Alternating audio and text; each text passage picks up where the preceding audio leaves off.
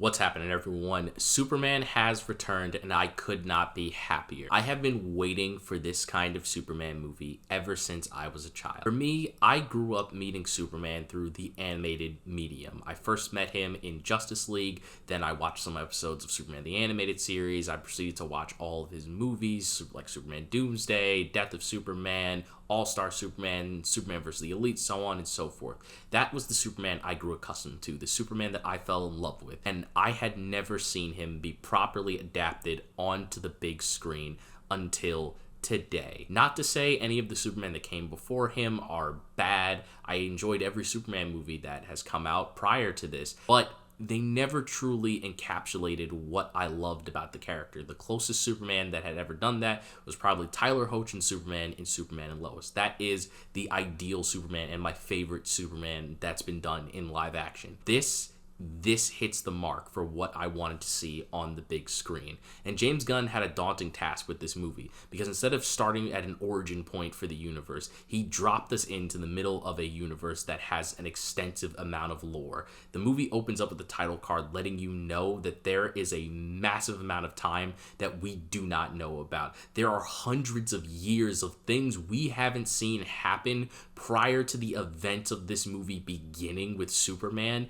that leaves a lot of lore to expand into a greater DC universe that I am excited to see in the future. Now, David Cornsweet, he is a fantastic Superman. Obviously, I just said Tyler Hoechlin is my favorite live-action Superman, but he does a phenomenal job as this movie's version of Superman. He is very loving and campy. You can feel the Kansas City boy in him, and I absolutely love that. All of the actors in this movie do a phenomenal job, even if I do feel like some of them are very underutilized. I think Lois is handled extremely well, and I really love her argument with Clark during their interview that we've seen in a few of the trailers. I think Jimmy, despite him being in a very small portion of the movie, is really cool, and I would love to see more of him and his buddy relationship with Clark Kent as time goes on. I do feel, though, that Hawkgirl is extremely underutilized in this film. You could replace her with any super strong flying type superhero, and the movie would play out exactly the same, which is extremely disappointing. I'm hoping that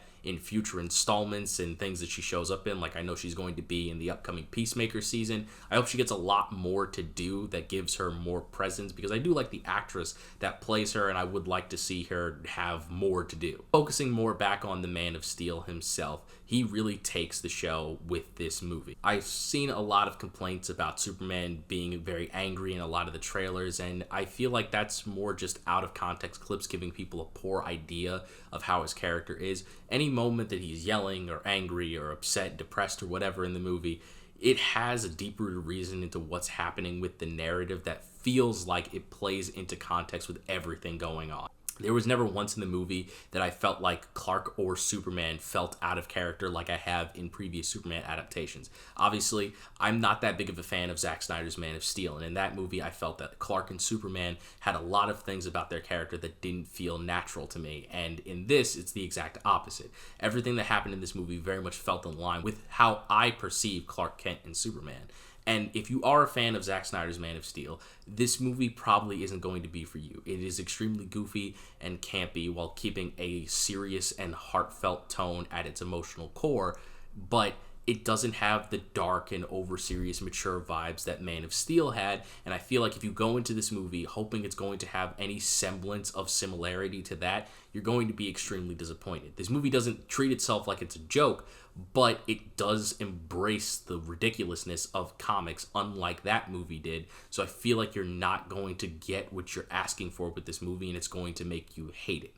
And I genuinely feel bad if that's the case, because I would love for you to love this movie the same way that I do, because this is more or less the ideal version of Superman put onto the big screen. This is him from the comics brought to life, and I loved it that way. However, this movie does have some issues. There are jokes in the movie that intercut dramatic scenes. I don't think that it ruins the movie, but there is one scene in particular that Lex Luthor is having a monologue and it gets intercut by a comedic moment, and I'm just like, I wish you would have just let that stick so it would have been an impactful moment between Superman and Lex Luthor instead of undercutting it with a joke. It felt a little unnecessary in that moment, But most of the time, I didn't really feel that way. Now, a lot of people are going to feel differently because they have their own interpretations of James Gunn's way of making movies, and they feel like he puts too many jokes in them, and I completely understand that. But outside of that, and like one other scene that happens in the movie that isn't really all that important, I don't think the comedy in this movie really undercuts any of the seriousness, and all of the jokes did land for me, even if I thought they came at an inopportune time. I laughed, and then after the fact, I was like, you could have left that one out. That could have been utilized later. There are characters in this movie that I wasn't expecting to see at all, which was awesome to see, and I love what they're setting up for them to do in the future. I'm obviously not going to mention which of those characters shows up here because this is a spoiler-free review, but if you do want me to talk about, full spoilers in the future, just let me know and I will get right on that, because I am perfectly fine talking about this movie for however long it takes me to talk about every single detail of this movie. Hell, I'm even willing to do a full breakdown of this movie from beginning to end when it releases on digital, so I can throw in clips and whatnot, because I will rewatch this movie as many times as it takes, because I am in love with this iteration of Superman. The action in this movie is handled so well. I really like what they do with Superman. He doesn't feel too overpowered and broken to the sense that you think that he can't win. And people complain that he does get beat up too much in the movie, but there are reasons as to why all of this is happening. It's not Superman is too weak and underpowered. Every time he gets into a fight, gets hurt, there is a logistical reason that they bring up in the film for why it's happening the way it does. And you can't go like, oh man, well, Superman's stronger than that. That wouldn't happen to, because the reason for why it happens the way it does is very satisfying. And it's to the point where you're just like, well, I mean, that does make sense, even if you wish he would have just won the fight. And I think that works phenomenal. James Gunn himself said, I don't remember the exact quote, but paraphrasing, he basically said he didn't want to make an invincible character that could never be beaten. He wanted a character that could take a few licks, that could have an emotional core, and I think he successfully managed to do that with this movie. I haven't brought him up yet in this entire video, but Nicholas Holt's Lex Luthor is handled really well here. I like other interpretations of him more, mainly Michael Rosenbaum's from Smallville. He is the best Lex Luthor, in my opinion, but I do like Nicholas Hoult. He does have a few goofy idiosyncrasies that I would attribute to, like, Jesse Eisenberg's Lex Luthor, not in, like, a negative way, but he'll have, like, his super intelligent, arrogant moments, but then he'll switch over and he'll have, like, childish outbursts. But in regards to other Lex Luthors that have those same outbursts, it's a little bit more scary and menacing because he is a very debonair, intelligent, and suave kind of character.